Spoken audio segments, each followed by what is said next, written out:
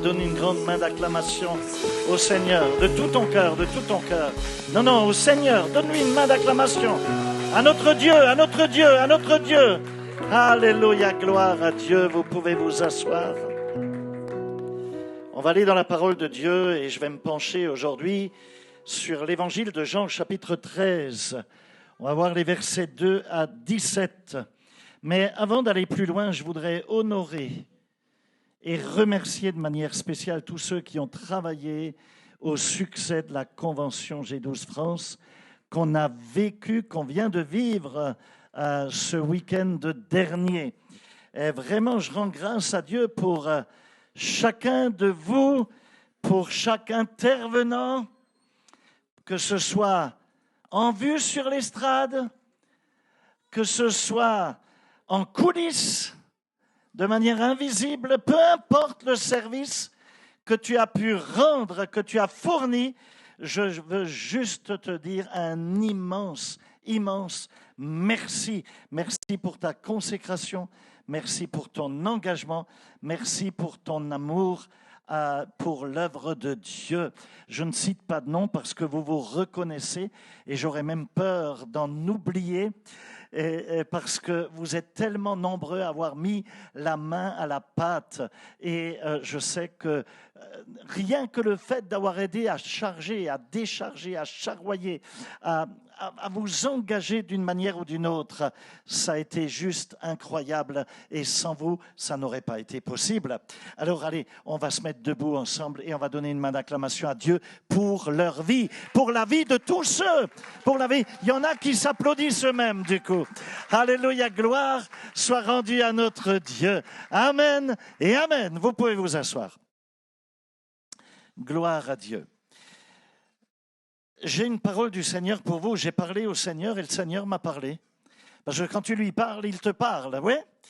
On va aller tout de suite dans Jean au chapitre 13 et au verset 2. Il est écrit, c'était pendant le souper, le diable avait déjà mis dans le cœur de Judas l'Iscariote, fils de Simon, l'intention de le trahir. J'aime ce verset parce qu'il ne nous dit à aucun moment à quel instant, à quel moment Satan était entré dans le cœur de Judas. C'est une énigme, on ne sait pas à quel moment ça s'est passé. Il nous dit seulement qu'il est entré dans son cœur et qu'il avait déposé une semence diabolique au fond de son cœur pour aller trahir le Seigneur. Et cela signifie simplement que, durant une journée tout à fait normale, le diable a eu accès au cœur de Judas. Et c'est pour cela, mes amis, permettez-moi de vous le rappeler, qu'il nous faut veiller sur non seulement le cœur de nos disciples, oui, vous vous rappelez Caïn et Abel, quand Dieu dit à Caïn, où est ton frère? Suis-je le gardien de mon frère? Oui, tu es le gardien de ton frère. Et donc on doit veiller non seulement sur le cœur de nos disciples, mais aussi sur notre propre cœur. Parce que le diable n'a pas besoin d'invitation. Il entre, il s'infiltre. Il est dit que Satan avait mis dans son cœur l'intention de trahir le Seigneur. Cela signifie qu'il n'y s'y trouvait pas toujours. Il n'était pas toujours dans le cœur de Judas. Il est entré à un moment donné pour y amener un dépôt. Alors quelqu'un peut donc commencer un jour à suivre le Seigneur avec un cœur pur. Et voilà que le lendemain, cette même personne, elle change complètement d'état d'esprit et de mentalité. Et c'est pour cela que tu dois garder de manière précieuse ton cœur, car c'est de lui que viennent les sources de la vie, nous disent les Écritures. Ok, je ne voulais pas vous parler de ça aujourd'hui. Mais bon, c'est sorti. Vous l'avez entendu, c'est bien. Allez, on va continuer. Au verset 3 à 5. Non, j'avais vraiment pas prévu ça. Mais bon, il est dit, Jésus savait que le Père avait tout remis entre ses mains, qu'il était venu de Dieu et qu'il retournerait vers Dieu. Il se leva de table, quitta ses vêtements et prit un linge qu'il mit autour de sa taille. Ensuite, il versa de l'eau dans un bassin et il commença à laver les pieds des disciples et à les essuyer avec le linge qu'il avait autour de la taille. Moi, j'aime tellement ce texte. Et le Seigneur s'est levé de table. Regarde bien la topographie de ces deux versets qu'on vient de lire. C'est intéressant. Il se lève, il ôte ses vêtements. Je présume qu'il ôte, je ne sais pas moi, sa tunique, son manteau, ce qu'il avait sur le dos. Il prend un linge, ouais, c'est la troisième chose, et il se ceint la taille. Il le met autour de sa taille. Est-ce que tu peux imaginer la scène? Tu fermes les yeux, tu t'imagines la scène, comme si tu l'avais sur un écran devant toi. Le maître se lève, il enlève ses vêtements, il prend un linge, il se ceint comme un serviteur le ferait. Puis il verse de l'eau dans une bassine. Et voilà qu'il commence à laver les pieds de ses disciples. Regarde tous les mouvements de ce texte. Il se lève, il pose la bassine, il se met à genoux devant les disciples, il les serre en leur lavant les pieds, il essuie leurs pieds, et il le fait donc avec le linge qu'il a pris lui-même, dont il s'est ceint lui-même. Puis, voilà qu'il arrive devant Simon-Pierre. Et là, Pierre lui dit, hey, toi, Seigneur, tu vas me laver les pieds? Mais c'est une blague. Et Jésus lui répondre, ce que je fais, tu ne le comprends pas maintenant, tu ne le sais pas maintenant, mais tu le comprendras par la suite. Autrement dit, Pierre ne voulait pas que Jésus lui lave les pieds. Il ne le voulait pas. Et Pierre dit, non, jamais tu me laveras les pieds. Et du coup, Jésus lui répond et il lui dit, si je ne te lave pas tes pieds, tu n'auras pas de part avec moi. Si je ne te lave pas, tu n'auras aucune part avec moi. Oups! Et là, Pierre, tout de suite, il réagit parce qu'il ne veut pas louper l'affaire. Et il va lui dire, Seigneur, alors, lave-moi non seulement les pieds, mais aussi les mains, la tête. Enfin, tu laves tout, quoi. Hein. Vas-y, quoi. Je comprends que Pierre voulait avoir une place spéciale aux côtés du Seigneur. Ben, toi aussi et moi aussi, non? Peut-être que tu aurais réagi un peu pareil. Et Jésus de lui répondre, mais Pierre, calme-toi. Celui qui s'est baigné n'a pas besoin de se laver les pieds, n'a besoin de se laver que les pieds pour être entièrement pur. Ben oui, parce qu'on marche dans de la poussière, on marche dans des saletés. Celui qui est déjà lavé, non, il a besoin que de se laver les pieds pour être entièrement pur. Et il continue en disant, et vous êtes purs, mais pas tous. En effet, l'Écriture nous dit, il connaissait celui qui était prêt à le trahir. Voilà pourquoi il dit, vous n'êtes pas tous purs. Après leur avoir lavé les pieds, il reprit ses vêtements, se remit à table et leur dit, comprenez-vous ce que j'ai fait? Vous m'appelez maître et seigneur, et vous avez raison, car je le suis. Wow, oh là là, j'aime tellement le Seigneur Jésus parce que il n'a aucun problème à dire qui il est. Tu vois, il ne porte pas de masque. Il n'a aucun problème. Il dit, vous m'appelez Seigneur et Maître. Et vous avez raison. Je suis le boss. C'est moi le maître. Vous avez raison. Et il continue. Si donc je vous ai lavé les pieds, le Seigneur est le Maître, vous devez vous aussi vous laver les pieds les uns aux autres, car je vous ai donné un exemple afin que vous fassiez comme je vous ai fait. Mes amis, je me suis fait la réflexion que si le monde prenait exemple sur le Seigneur, et si le monde agissait de la sorte, il y aurait beaucoup moins de drames, de divisions, de guerres, etc. OK?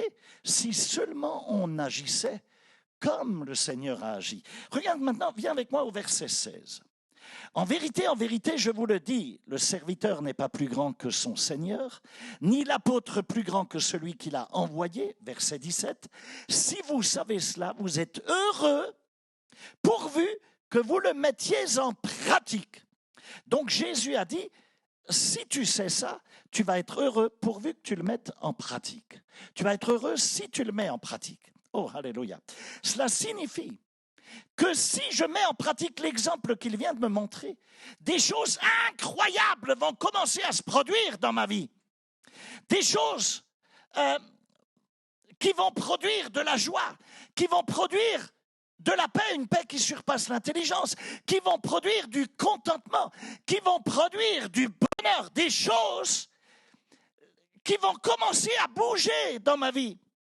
Ce que je t'enseigne là, cet après-midi, c'est tellement profond et tellement vital que si tu mets cela réellement en pratique, tu verras des choses incroyables qui vont commencer à se produire dans ta propre vie, des choses qui vont te rendre heureux, des choses que Dieu avait gardées en réserve pour toi, des choses que ton obéissance cela va le déverrouiller, cela va ouvrir la porte pour que tu y entres.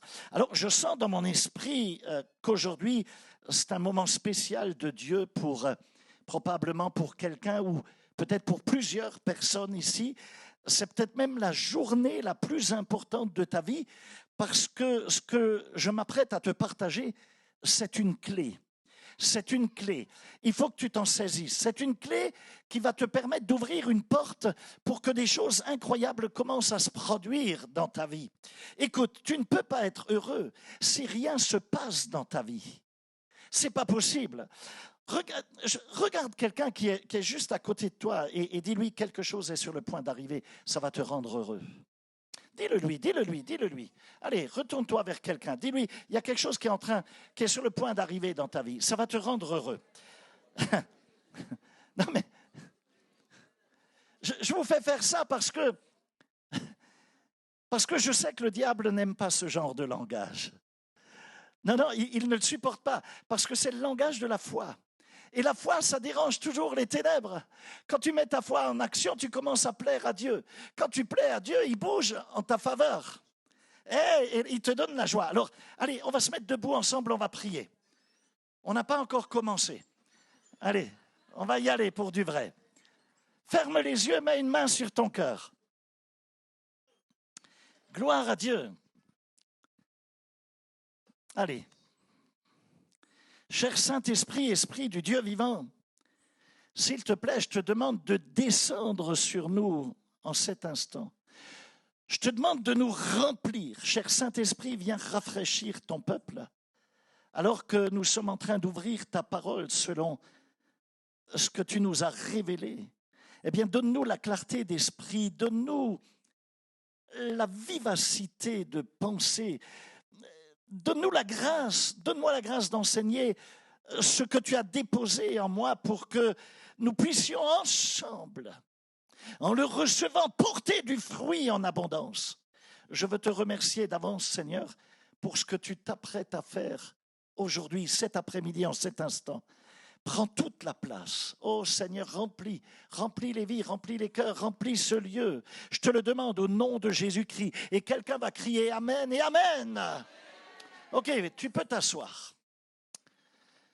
Le titre de mon message, c'est « Servir, ce n'est pas être inférieur ». Non. Servir, ce n'est pas être abaissé.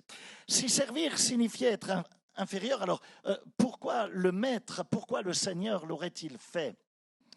C'est drôle de voir que c'est une réflexion que je me suis faite, parce que c'est très drôle de voir qu'il y a une forme de convoitise très subtile du pouvoir chez tellement de personnes, quasi tout le monde cherche du pouvoir.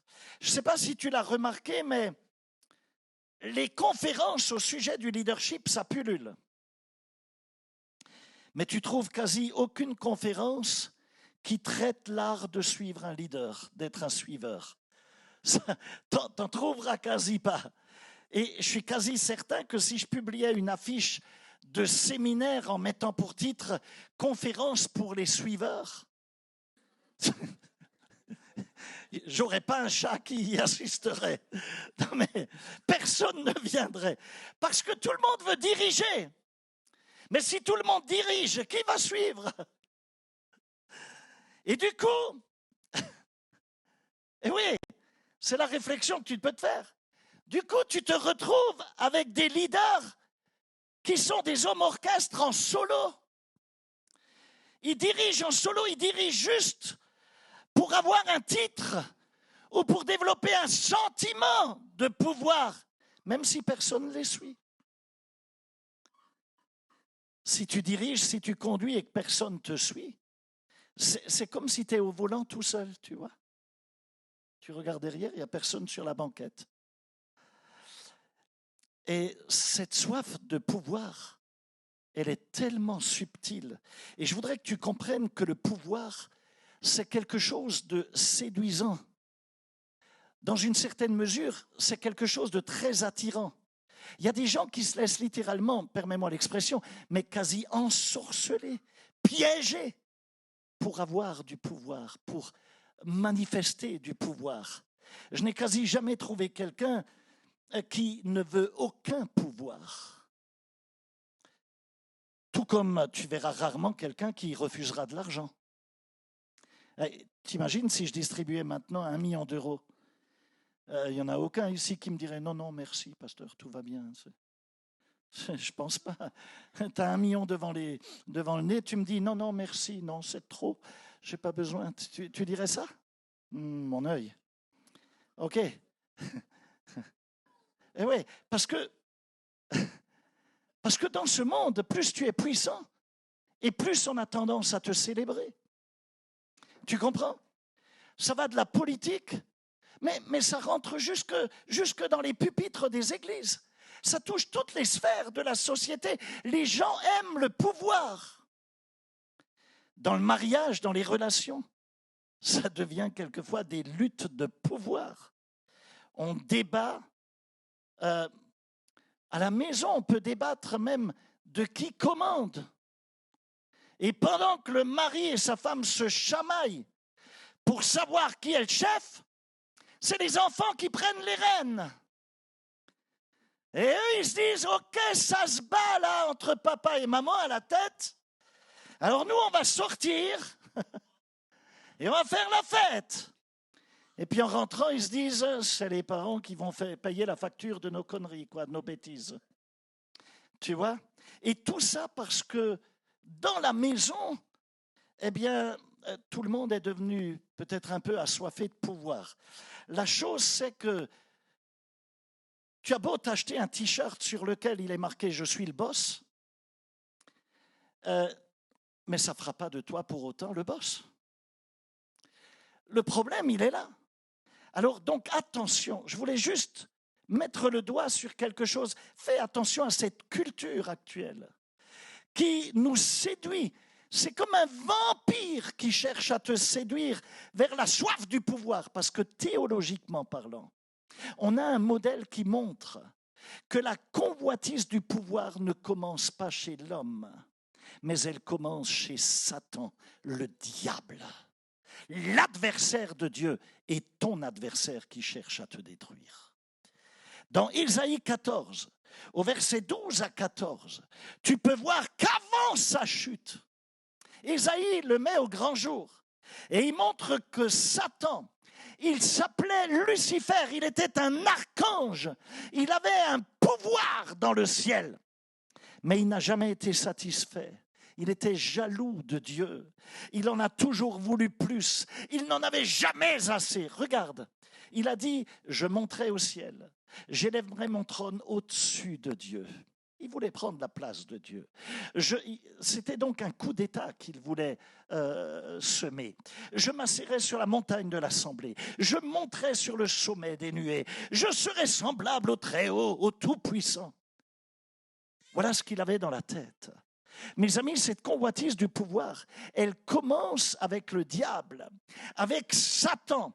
Et au lieu de l'élever, la convoitise l'a projeté sur la terre, l'a abaissé, l'a détruit. retiens bien ceci. Chaque fois que tu penses mériter d'être au-dessus, en vérité, tu descends. Est-ce que tu m'as entendu? À chaque fois que tu penses mériter d'être au-dessus, en vérité, tu descends. Ceux que Dieu élève, ce sont ceux qui s'humilient. Ce sont ceux qui descendent par eux-mêmes. Seigneur, tu veux que moi je le fasse? Mais Seigneur, est-ce que je le mérite? Est-ce que j'en suis capable? Seigneur, est-ce que tu penses que... Et le Seigneur de répondre, oui, j'ai besoin de toi. Parce que j'ai vu l'attitude de ton cœur. Lorsque tu t'élèves, Dieu t'abaisse. Mais lorsque tu t'abaisses, Dieu t'élève. Est-ce que vous êtes là?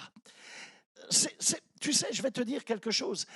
Tu as là devant toi le plus vieux piège diabolique que tu peux trouver dans les Écritures, dans la Bible. Ça date d'avant même la fondation du monde, dans le ciel. Satan, avant d'être précipité, avant la création. Ça date, c'est juste fou. Dans le jardin d'Éden, regarde bien, dans Genèse 3 au verset 2 à 5, le diable va utiliser exactement la même méthode. Il est écrit, la femme répondit au serpent, nous mangeons du fruit des arbres du jardin, au verset 3. Cependant, en ce qui concerne le fruit de l'arbre qui est au milieu du jardin, Dieu a dit, vous n'en mangerez pas et vous n'y toucherez pas, sinon vous mourrez. Écoute, Ève, si tu sais que Dieu a dit, pourquoi tu continues à parler avec le diable? Si tu sais que Dieu a dit, pourquoi tu discutes avec le diable? Pourquoi tu permets de telles pensées de venir s'installer dans ta tête et dans ton cœur?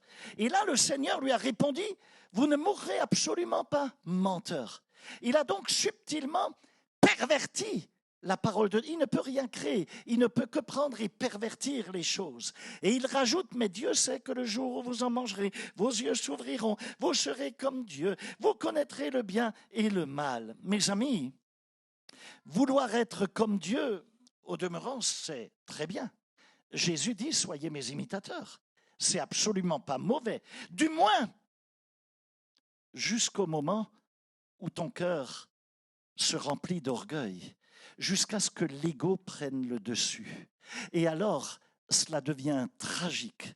Là, le diable prend, tu vois, une bonne chose, vous pouvez devenir comme Dieu, très bien, et il va le tordre, parce que dès que notre je veux, tu sais, notre ego cherche à passer au-dessus de Dieu, boum, tu te retrouves sur le terrain du péché.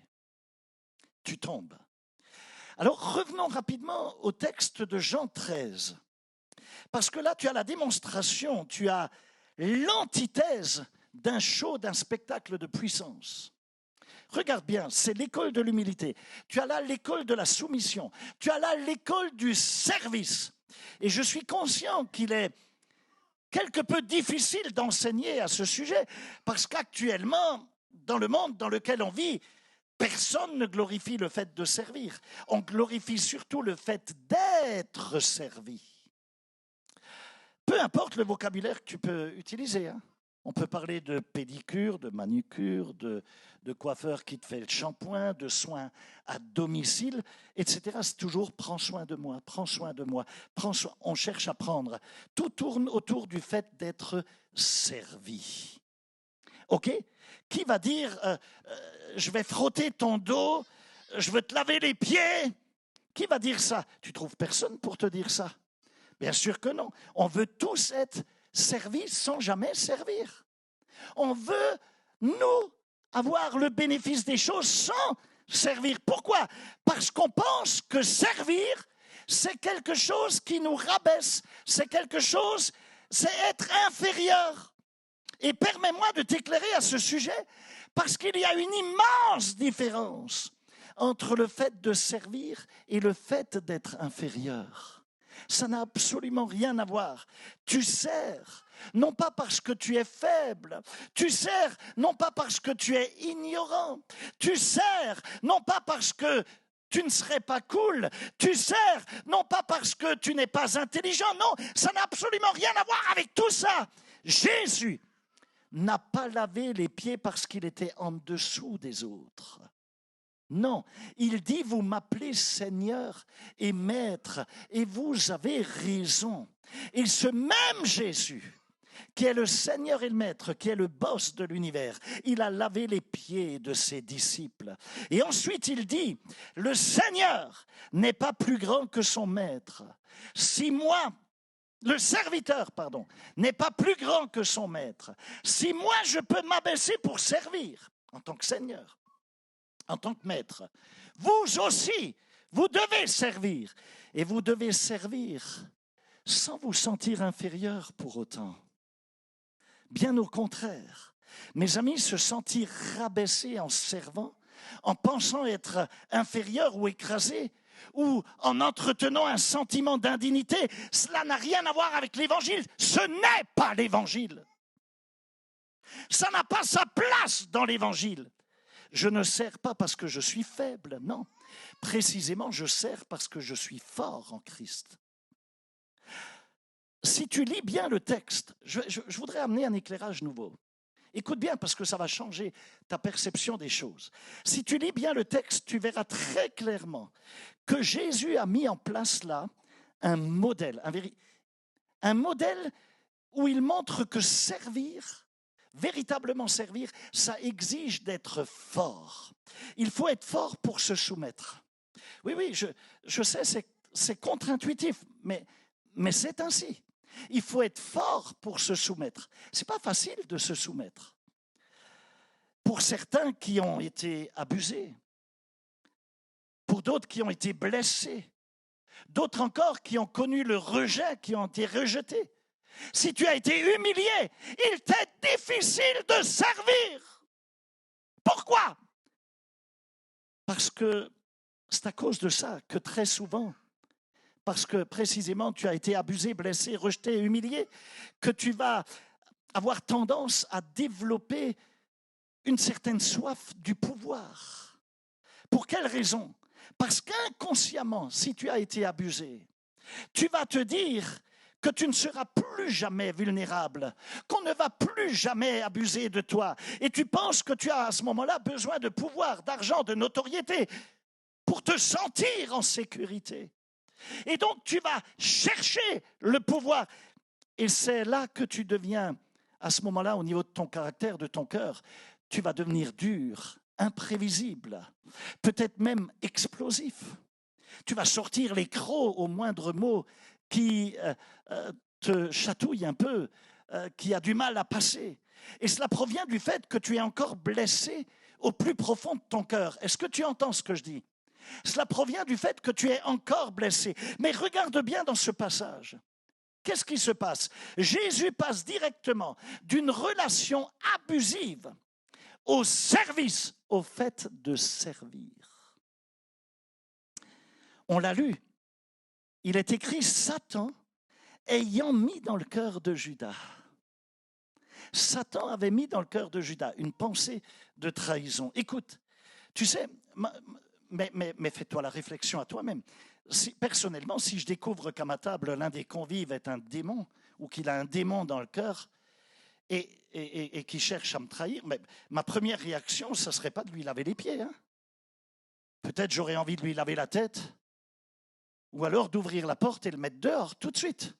Non, mais tu comprends ce que je veux dire. Et pourtant, la première chose que Jésus va faire, au milieu de la trahison, il est en train d'être trahi.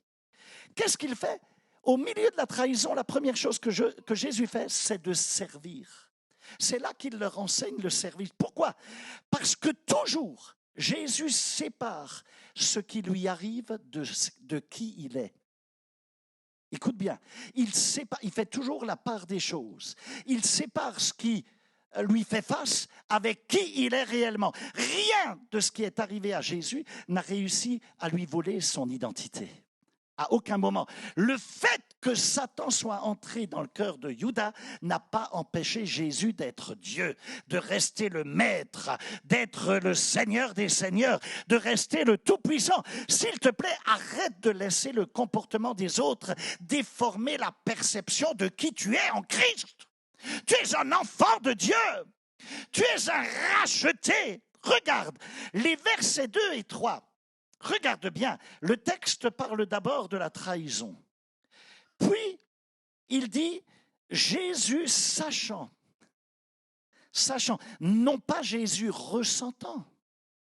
Il n'est pas question de ressentir les choses. Il savait. Frère, tu me parles toujours de ce que tu ressens. Écoute, la Bible, là, elle parle de ce que le Seigneur savait. Ce n'est pas une question là d'émotion ou de ressentir.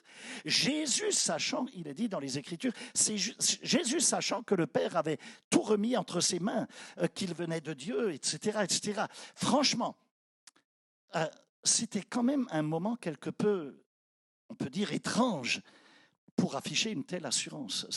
C'est juste fou comme le Seigneur réagit. Imagine que cela se passe, cette scène se passe en plein milieu de la trahison, hein. Jésus est là quand même dans un moment où il est trahi, il y a un stress qui est là, il y a une atmosphère spirituelle qui a quand même dû être assez lourde puisque le diable est entré dans son cœur à Judas. Et ça s'est passé un moment où le cœur du Seigneur était brisé. Il savait, il avait un cœur brisé. Mais pour autant, rien de cela ne lui a enlevé ce qu'il savait de lui-même.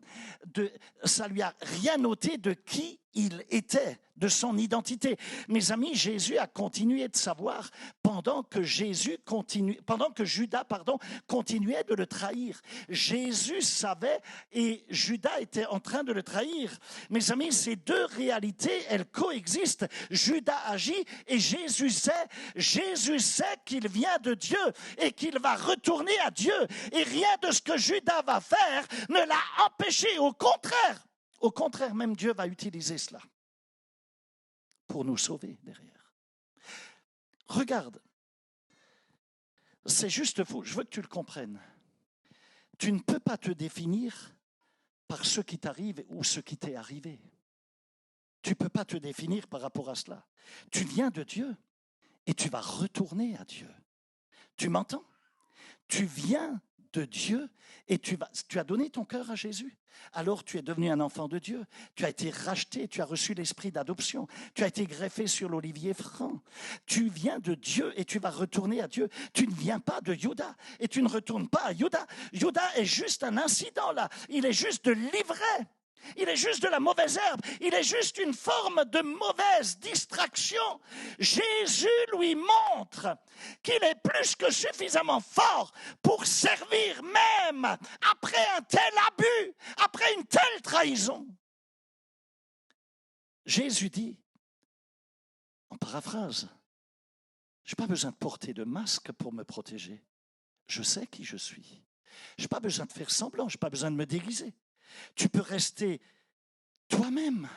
Jésus disait, je peux rester moi-même parce que je suis plus fort que ce qui m'arrive. Ce qui m'arrive, c'est passager, mais je sais qui je suis et où je vais. Je sais que je vaux bien plus que 30 pièces d'argent. Jésus pouvait dire, si tu quittes cette table, Judas, que tu me tournes de dos, que tu vas me trahir, je sais que je suis quand même toujours encore Dieu. Tu peux rompre le pain, je suis quand même encore Dieu. Tu peux me trahir, tu peux me livrer, je suis toujours encore Dieu. Tu peux me clouer sur une croix, je reste encore Dieu. Père, pardonne-leur, parce que de toute façon, aucun clou ne peut m'enlever qui je suis. Tu as entendu parler de moi? Je sais qui je suis. Tu parles de moi? Je sais qui. Tu peux m'insulter sur les réseaux sociaux? C'est pas grave, je sais qui je suis. Je viens de Dieu et je retourne à Dieu. Si tu penses que je ne suis pas de Dieu, alors mon frère, c'est que tu ne me connais pas ou que tu ne connais pas Dieu. Je suis enfant du roi des rois. Je suis héritier du salut.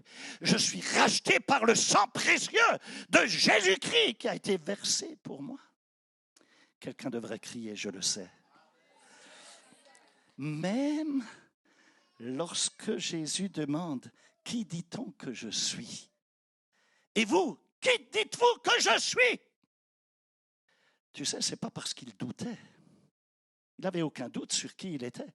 Pierre répond à ce moment-là, tu es le Christ, le Fils du Dieu vivant. Jésus le savait déjà. Il sait qui il est. Il a une relation personnelle avec le Père. La réponse de Pierre, c'était qu'une confirmation, mais jamais quelque chose de nécessaire pour le Seigneur. Jamais. Parce que même lorsque le Seigneur s'abaisse pour poser une question, il reste le maître.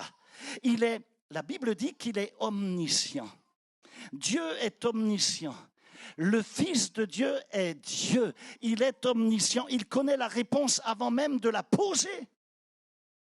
Est-ce que vous êtes là? Il est El Shaddai. Il est le Tout-Puissant. Il n'a jamais pensé à une chose qu'il ne pouvait pas créer. On ne lui a jamais posé une question à laquelle il ne pouvait pas répondre. Il n'a jamais vu un besoin qu'il n'a pas pu combler. Il n'a jamais rencontré un problème qu'il ne pouvait pas résoudre.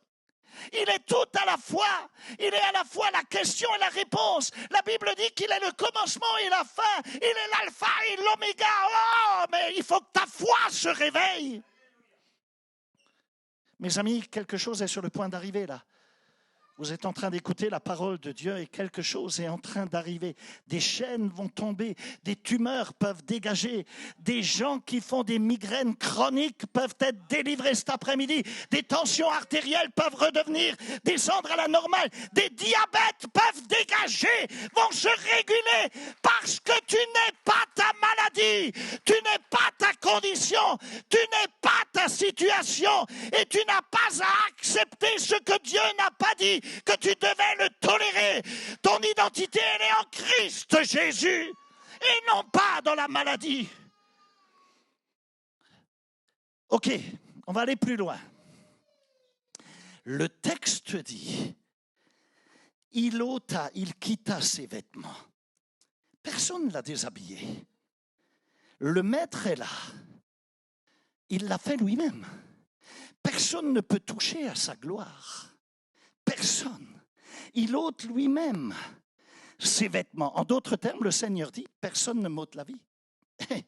Je la donne. Je me donne pour te sauver. Tu sais, le vêtement, c'était le symbole de sa chair, de sa nature charnelle. Et donc là, il dépose sa gloire. Il s'abaisse volontairement. Donc il dépose ses vêtements. Il prend un linge, à savoir, il prend l'habit d'un serviteur. Il prend une serviette. C'est l'outil d'un serviteur. Au palais, dans le palais, le seul qui porte une serviette, c'est le serviteur. Ce sont les serviteurs. Pas de bijoux, pas de pectoral rempli de pierres précieuses. Non, non, non. Juste un linge. Juste un linge. Laisse-moi te dire que le problème de l'Église actuellement dans le monde, c'est qu'on danse. Mais on ne danse jamais jusqu'au service. Le problème de beaucoup d'églises, c'est qu'on crie « Amen » dans l'église et on saute dans l'église. Mais quand on en sort, on ne fait rien de plus, on ne bouge pas. On ne fait rien à l'extérieur. On est d'accord à l'intérieur des murs de l'église, mais dehors, on ne fait rien. Allez, parlons service. Qu'est-ce que tu es prêt à déposer pour servir? Jésus a déposé ses vêtements. Il a quitté ses vêtements pour prendre une serviette, un linge. Et toi, qu'est-ce que tu vas déposer? Parce que servir, ça implique du sacrifice. Est-ce que vous êtes là? Tu ne peux pas garder ta parure et laver les pieds en même temps, parce que les deux choses ne fonctionnent pas ensemble. Alors je te pose la question, qu'es-tu prêt à laisser? Est-ce que tu es prêt à laisser des choses de côté pour servir véritablement le Seigneur? Je voudrais te partager, j'espère avoir le temps, 5 points, 5 choses à déposer qui te permettront de servir efficacement. Écoute-moi bien. Le texte dit que Jésus ôta, il quitta ses vêtements. Personne ne les lui a enlevés. Il les a déposés lui-même. Cela signifie que servir, ça exige un renoncement personnel. C'est quelque chose où tu t'engages. C'est une décision. Cela signifie que cela demande du renoncement. Tu es OK de renoncer à quelque chose. Tu ne peux pas tout garder. Tu ne peux pas garder ton confort, ton statut, ton image et espérer laver les pieds de quelqu'un en même temps. Ça ne fonctionne pas. Alors permets-moi de te partager 5 points. 5 choses que tu dois déposer pour apprendre à servir. Premièrement, tu dois déposer ton temps. Écoute ce que je dis. Si tu ne respectes pas le temps Écoute ce que je dis. Si tu ne respectes pas le temps, tu ne respectes pas Dieu. Les gens qui ne respectent pas le temps sont toujours en retard sur leur destinée. Toujours. Parce que le temps, c'est une forme de monnaie dans le royaume. Le temps est une forme de monnaie dans le royaume. Ce n'est pas ton argent, ce n'est pas ton titre, ce n'est pas ton réseau, ce n'est pas ton blablabla. La chose la plus précieuse que tu possèdes, c'est ton temps. Et chaque fois que tu donnes ton temps à Dieu, c'est comme si tu faisais un sacrifice spirituel. Lorsque tu arrives en retard à l'église, tu démontres que tu n'as pas encore compris la valeur de ce que tu veux recevoir. Le temps, c'est ce que Dieu donne à chacun. On reçoit tous la même part de temps. Tous, de manière égale. Mais ce que tu en fais, c'est ce qui te distingue. C'est ce qui distingue les grands des médiocres. C'est ce qui distingue ceux qui réussissent de ceux qui échouent. En vérité, lorsque tu donnes ton temps, lorsque tu es à l'heure, tu es comme en train de dire, Seigneur, tu es plus important que mon confort. Tu es plus important que mon emploi du temps, que mes rendez-vous autres. Tu es plus important que mon sommeil. J'aurais pu dormir un peu plus longtemps. Mais Seigneur, je sacrifie cette part de sommeil et je serai à l'heure. Je me lèverai plus tôt. Lorsque tu apprends à servir Dieu avec ton temps, en vérité, tu apprends à honorer Dieu. Et tout ce que tu honores, Dieu l'honore, il l'augmente, il le multiplie en retour. La deuxième chose que tu dois déposer, c'est ton titre, ton étiquette. Jésus a ôté ses vêtements. Ses vêtements, c'était le symbole de sa majesté. Je te pose la question. Rappelle-toi qu'il avait toujours des tuniques cousues d'un seul fil dans un lin pur. C'est donc un vêtement majestueux, un vêtement qui montrait la gloire qui était sur lui. Regarde, je te pose, est-ce que tu es prêt à ôter ton titre pour servir? Parce que tant que Lucifer était au ciel, il avait un titre, il était un archange, il avait un grand titre, mais quand il est tombé, il a tout perdu. Il n'y avait plus rien. Il était Lucifer, porteur de lumière, archange incroyable. Et voilà qu'il devient juste quelqu'un qui se retrouve dans les ténèbres, quelqu'un qui perd tout. Veux-tu savoir si tu es réellement un serviteur? Demande-moi, demande-toi toi-même, s'il te plaît. Pose-toi la question. Est-ce que je suis capable de servir sans qu'on m'appelle leader, pasteur, prophète, directeur, responsable ou que sais-je encore? Sans qu'on me caresse dans le sens du poil? Est-ce que je suis capable de servir sans qu'on me mette des titres? Tu vois, Dieu ne t'a jamais promis de rendre ton titre grand, mon frère, ma sœur, mais il a promis de rendre ton nom grand. Je rendrai ton nom grand. Genèse 12, verset 2. Tu te rappelles de cela avec Abraham? Je rendrai ton nom, pas ton titre, ton nom. Quand ton nom devient grand, tu n'as même plus besoin de titre. Tu dis juste Moïse et tout le monde comprend qui c'est.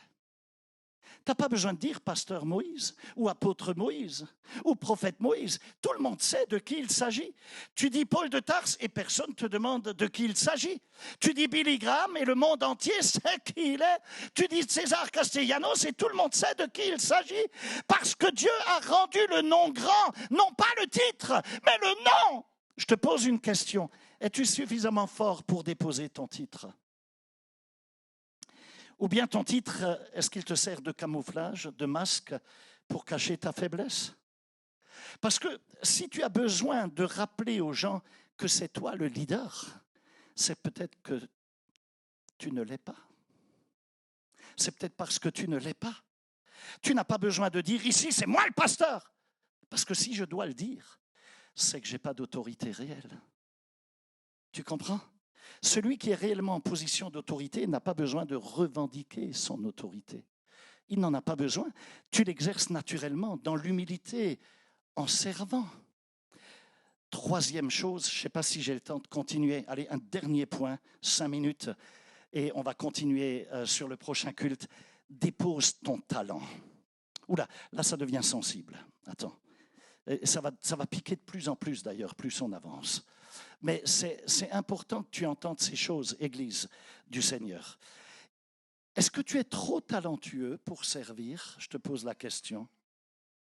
Est-ce que tu penses que tu serais trop talentueux pour servir?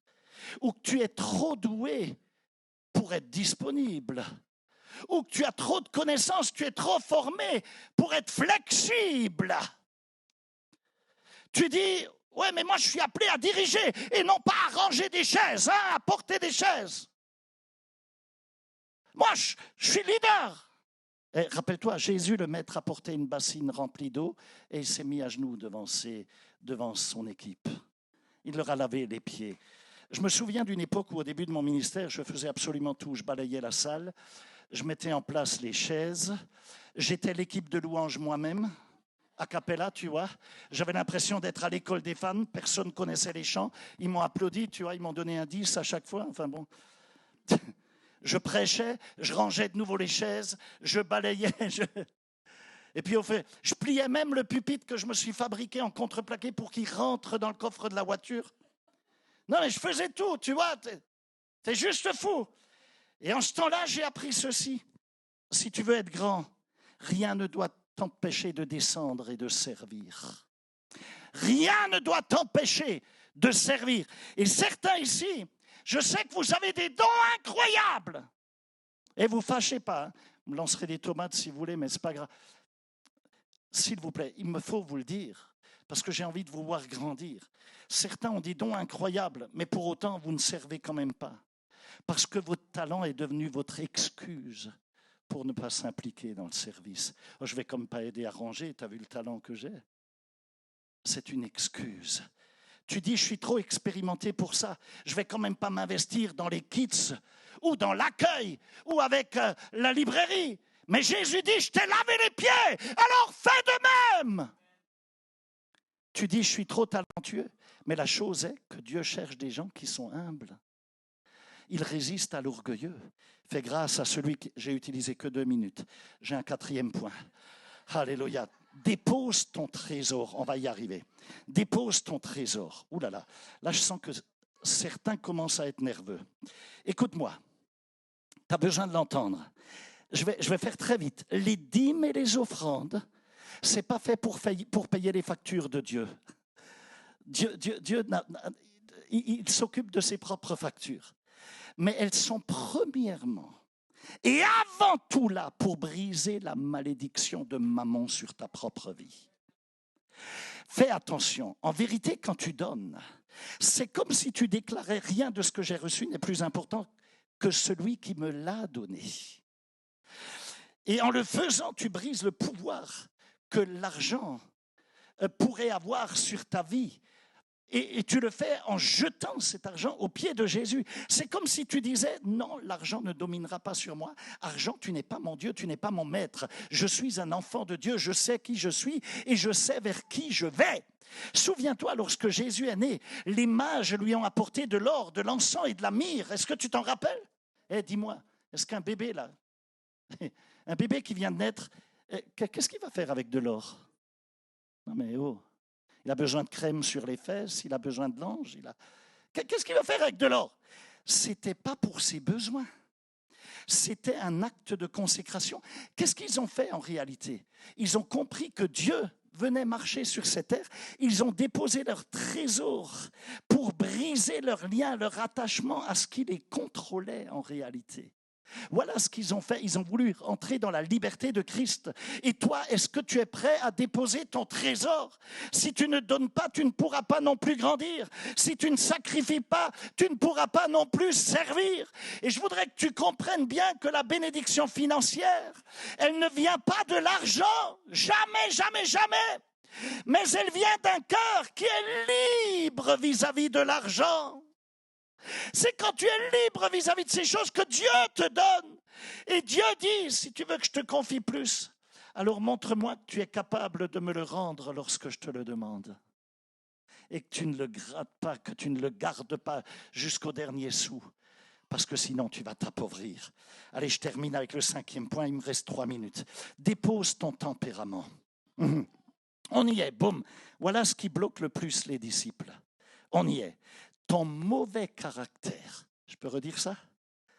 Ton fichu mauvais caractère peut annuler ton onction. Fais attention à ça. Ton attitude peut bloquer le fait que Dieu veut te promouvoir et t'élever. Tu veux servir, mais tu es trop susceptible. Tu fais une colère pour un rien. Tu es trop lunatique. Tu veux être utilisé, mais ton humeur, elle change toutes les 5 minutes. On a même peur de te parler parce qu'on se dit comment il va réagir. Et Dieu dit, sers le Seigneur avec joie. Psaume 100, verset 2. Sers le Seigneur avec joie. Dis avec moi, je veux servir le Seigneur avec de la joie. Ok, je voudrais que tu comprennes que Dieu regarde ton cœur et non pas juste tes actions, non pas juste ce que tu fais. Il regarde avant tout les motivations de ton cœur. Ce n'est pas suffisant de faire ce qu'il faut. Il faut que tu le fasses avec la bonne attitude. Imagine, tu es un musicien sur l'estrade, mais tu tires une tête jusque par terre. Qu'est-ce que pensent les gens? Quelle onction tu passes là? Imagine, tu es dans l'équipe d'accueil et tu as une tête tirée juste, on dirait que tu as un élastique là à la bouche qui est attaché au pied. Tellement tu fais la tête et tu es amer, tu es acide. Et les gens rentrent, tu dis bonjour.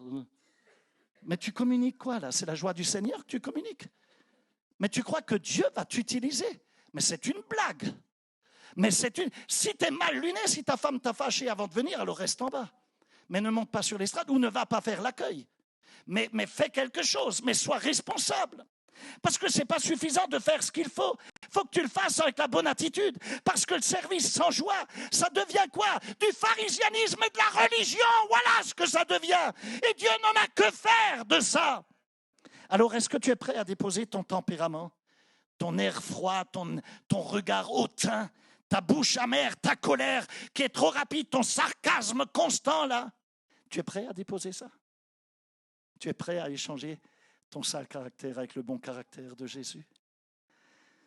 Si tu le fais, ton mari et ta femme seront heureux. Parce que tout cela peut t'empêcher d'entrer dans la saison où Dieu veut t'amener. Le diable n'a même pas besoin de t'attaquer. Il suffit qu'il te pousse à te saboter toi-même à cause de ton mauvais caractère. Et déjà, tout est par terre. Tu vois, écoute ceci, il n'y a pas de service sans sacrifice, ça n'existe pas. Tu ne peux pas servir sans payer un prix, parce que servir, c'est aussi se lever plus tôt. Tu entends ce que je dis? Plus tôt, à l'heure. C'est quand le réveil sonne, c'est ne pas le laisser sonner, mais l'arrêter et se lever. C'est servir beaucoup plus tôt. C'est servir plus tard également. C'est rester plus tard. C'est arriver peut-être le premier et rester le dernier. Servir, c'est faire ce que d'autres ne veulent pas faire. Servir, c'est aimer quand tu n'es pas aimé en retour. Quand tu reçois rien en retour. Et si tu veux aller plus loin, il faut que tu payes le prix du sacrifice. Pah, boum. Il faut que tu sois prêt à payer. Beaucoup veulent une onction à plein temps, mais avec un service à mi-temps, mais ça ne marche pas. Tu comprends ça? Tu veux la couronne sans la croix, ça ne fonctionne pas. Tu veux la gloire sans la serviette, ça ne marche pas. Jésus dit, prends ton linge et sers. Allez, on va se mettre debout. Alléluia. Et Christine va être heureuse. Amen. Gloire à Dieu. Oui, parce qu'elle est en charge du prompteur. Et je veux la défendre parce que ce n'est pas facile pour elle quand elle a un prédicateur comme moi. Gloire à Dieu. Parce que des fois, je n'obéis pas au prompteur. Allez, on va prier ensemble. Mettons-nous debout. Mets une main sur ton cœur, s'il te plaît. Ferme les yeux. Ferme les yeux. Suite du feuilleton la prochaine fois. Hein, ok? On n'a pas fini. Chatalabai. Ferme les yeux. Seigneur, on veut déposer nos vêtements. Ce qu'on peut considérer comme quelquefois des vêtements de prestige. On veut quitter nos titres, nos masques, nos honneurs, les honneurs humains. On veut prendre le linge du service aujourd'hui. Je te demande de oindre nos mains. Seigneur, oins nos mains pour que nous soyons capables de servir. Oins nos cœurs pour que nous soyons capables d'aimer sans calculer. Et Seigneur, oins nos genoux pour que nous soyons capables de nous abaisser sans pour autant avoir honte. Nous voulons laver les pieds de cette génération qui nous entoure.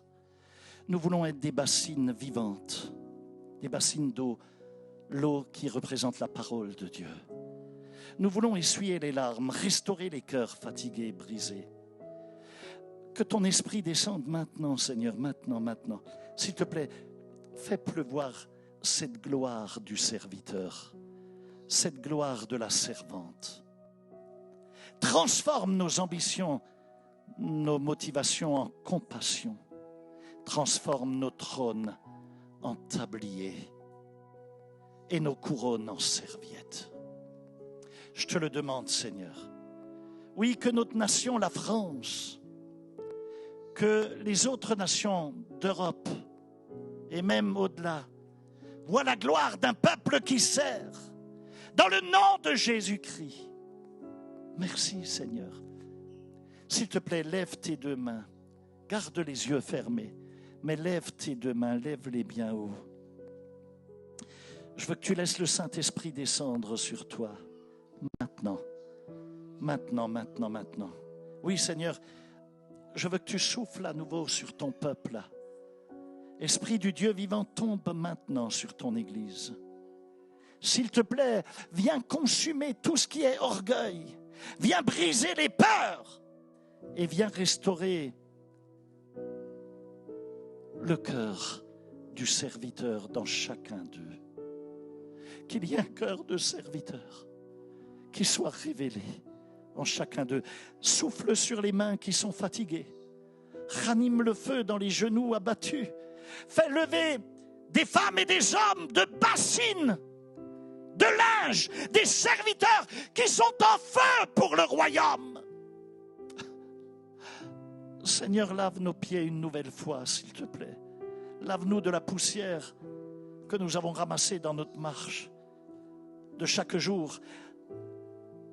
Lave-nous de cette saleté qui s'est attachée à nous et de tout ce qui a coulé à notre âme durant notre marche. Purifie-nous des blessures qui ont été laissées par ceux qu'on a servis.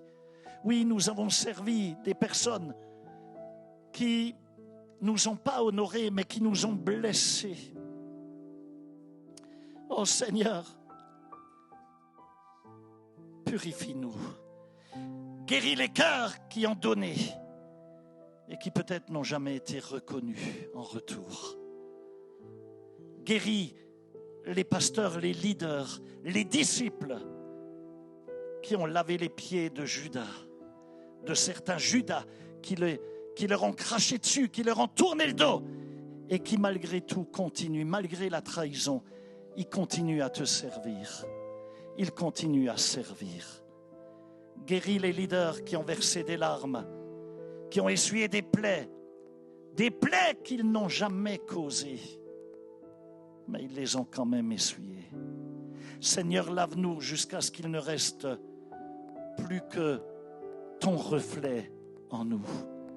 Nous voulons être comme toi chaque jour, davantage comme toi. Et maintenant, au nom de Jésus, je veux déclarer sur vos vies, reçois-le en cet instant.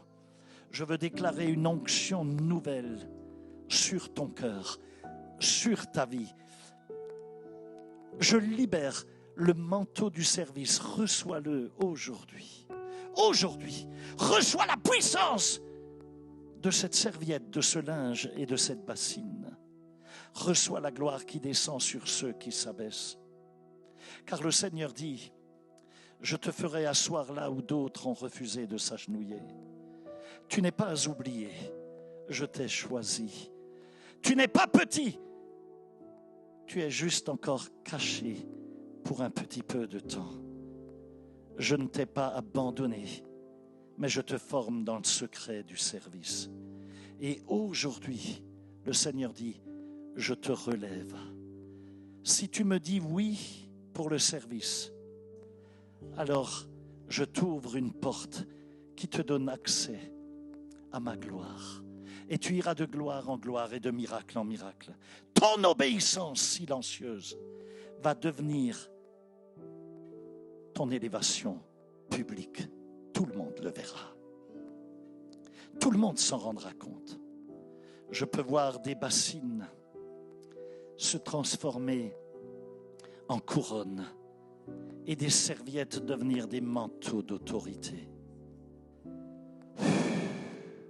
Je peux voir des mains se poser sur les malades et la guérison est libérée. Et le Seigneur dit, je vais moindre ceux qui cherchent ma face. Et des fleuves d'eau vive vont couler sur des serviteurs qui sont encore cachés.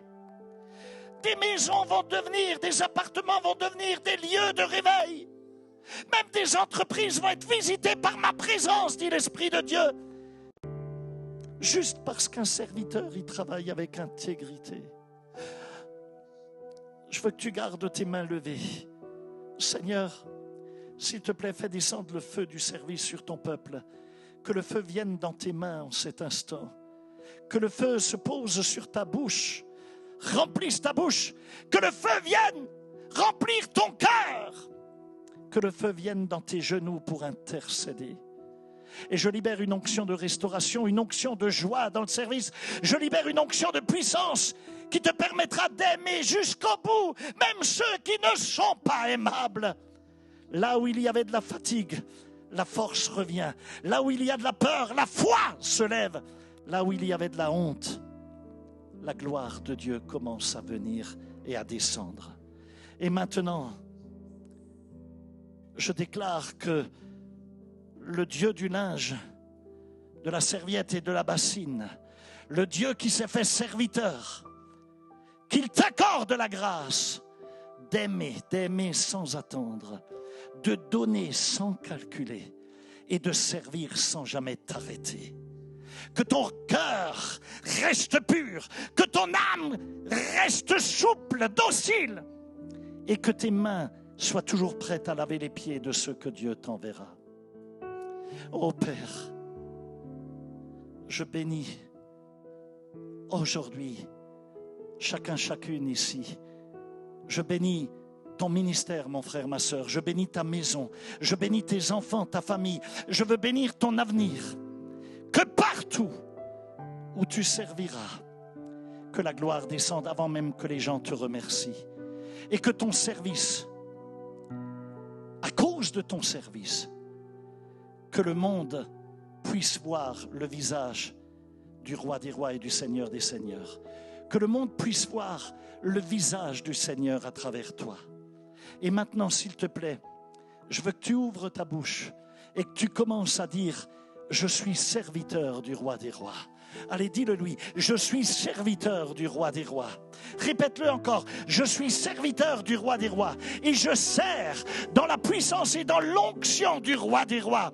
Je sers avec gloire, je sers avec le feu de Dieu. Et le Seigneur te dit, alors que tu sers, alors que tu serviras en quittant ce lieu, des miracles t'accompagneront, des portes s'ouvriront. Le ciel va s'aligner sur ton cœur et ta nation verra la lumière de ta serviette. Dans le nom de Jésus-Christ, dans le nom de Jésus-Christ, dans le nom de Jésus-Christ. Amen et Amen. Que le sang de Jésus-Christ te couvre et te garde surnaturellement. Reçois ce cœur de serviteur et la gloire de Dieu sera sur toi et avec toi. Que Dieu te bénisse. On se donne rendez-vous dans le service de l'intercession demain matin à 6h. Alléluia, 6h. Tout le monde se connecte demain, puisque vous êtes tous serviteurs. Ouais, vous avez tous fait cette prière. Vos genoux ont été joints pour le service dans l'intercession. Que le Seigneur vous bénisse. Ouais, on peut afficher le QR code ou le lien de l'intercession demain matin à 6h. Si tu ne l'as pas, tu demandes à ton leader ou à quelqu'un de te l'envoyer par WhatsApp. Allez, que le Seigneur vous bénisse. Je vous aime très, très, très fort. Que Dieu vous bénisse. Alléluia et belle fin d'après-midi. Et on se voit demain matin et bien évidemment dimanche pour un très grand culte. Que Dieu vous garde. Et j'ai oublié quelque chose, je vous aime très fort.